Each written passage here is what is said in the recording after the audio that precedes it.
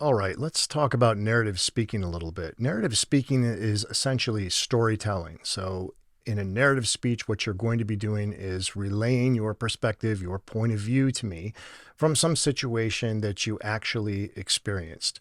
So, it could be humorous, it could be sad, it could be dramatic, it could be anything. It doesn't necessarily have to be you who was the subject of the story. In other words, it could have been something where you were witnessing some odd event. Say, I flew into Detroit, and when we landed and taxied over to the airport, I could see the baggage handlers, and you wouldn't believe what I saw.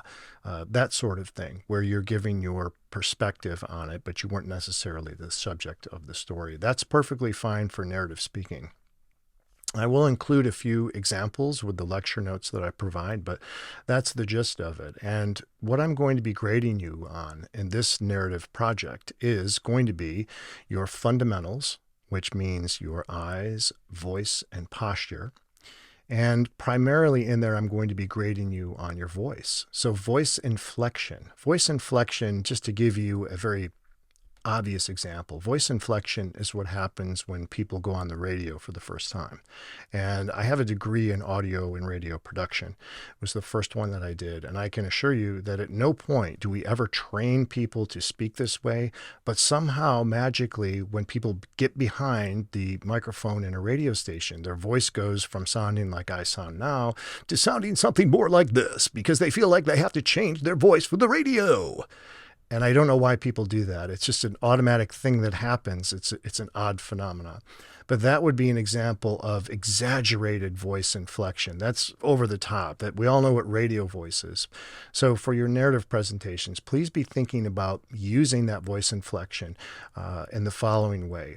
For example, if you were to read a story to little kids who are getting ready to take a nap, first graders or something, if you told the story this way: once upon a time, there were three little pigs, and the pigs were nervous because there was a wolf that was out to eat them. And so, in response to this, the three little pigs each built a different home in order to protect themselves from the wolf. Now, the wolf, right? That's not going to work. That'll put him to sleep in a hurry if that's your goal, actually. But it won't be a very interesting story. Adding voice inflection to that story would sound something like this. Once upon a time, there were three little pigs. Now, these little pigs were terrified because there was a big bad wolf, and he wanted nothing more in the world to catch these pigs and to eat them. So the pigs knew they had to protect themselves from this wolf. See the difference in the way that I told that? It's part enthusiasm and it's part energy. Those types of things go into your voice in order to change the inflection so that you can convey some emotion with your voice. That's the main objective of using that inflection. You're trying to convey emotion to the audience so that they can follow you through the peaks and valleys of excitement through your narrative speech. Now, in addition to that, I'm going to be looking at your ability to initiate the speech and to conclude it. And what that means, this is a little different for us because we're not in front of an audience. But if you were in front of an audience, you would need to call that audience to attention. If you were in front of 1,000 people, you would walk out on stage, they'd be on their phones, they'd be whispering, and you couldn't just come out and start speaking because it would be a sloppy start. People wouldn't know that the speech started or you were the main speaker. You have to give them a cue to let them know, hey, everyone, I'm about to speak. So if I were in front of an audience, maybe I would come out and I would say, good morning, everyone. It's good to see you here. Just something to get their attention so that they know, okay, put your phones away. He's about to begin.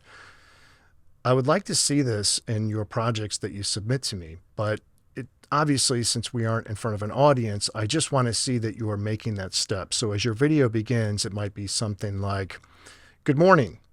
My name is so-and-so, and I'm going to be speaking to you this morning in the narrative style about the following topic. And that can be part of your introduction. We would call that a call to attention if we were in front of a live audience. And then again, at the end of the speech, you essentially want to stick the landing. So you want to signal to the audience that your speech is finished. So how do you do that? Well, the easiest way would be to get to the end of your speech and say, thank you very much. And that kind of inflection with the thank you is the cue to the audience. I've finished. You can applaud now. We're done.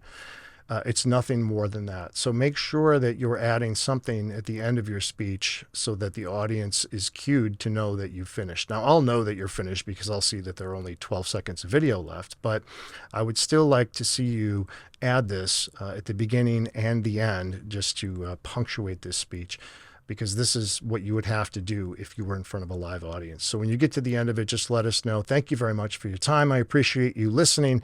And that's a little silly story about what happened to me when I was 8 years old. That's perfectly fine. So primarily, I will be grading these speeches in terms of their content and delivery. I should be able to close my eyes or reduce the video on my computer screen so that I'm only able to hear this and see nothing. And that should be enough for me to grade this alone. I still want to see some other things. I would like to see that you're using a relatively clean background. You've thought about the space that you're in, so you're not sitting in a cluttered area on the edge of a bed with bad posture, just sort of holding a laptop that's bobbing around as you're hurriedly giving me some narrative speech. I don't want that. I want something that you've spent some time on, you've thought about it, and you've set up a little area. It doesn't need to look all professional like this. It can be part of a room where there's just a picture on the wall, or there's a window, or something that is going to make a decent looking background. I would like you to think that much about it. So if you have any questions, please feel free to contact me and let me know. I'll provide you with whatever information you want. As I said, I will upload a couple of samples. They are dramatically different. One is going to be a person who is narrating from experience, and the other one is actually kind of a demonstration. And the two people involved could not have less in common than they do, both in terms of who they are as people, their delivery styles, the sort of presentation that they're giving. They are radically different. And they're both very normal, ordinary people. These are not professional speakers, but they've done a really good job, in my view, of demonstrating narrative techniques, especially the second one. And I really like this example because he's a really normal guy, just a salt of the earth person.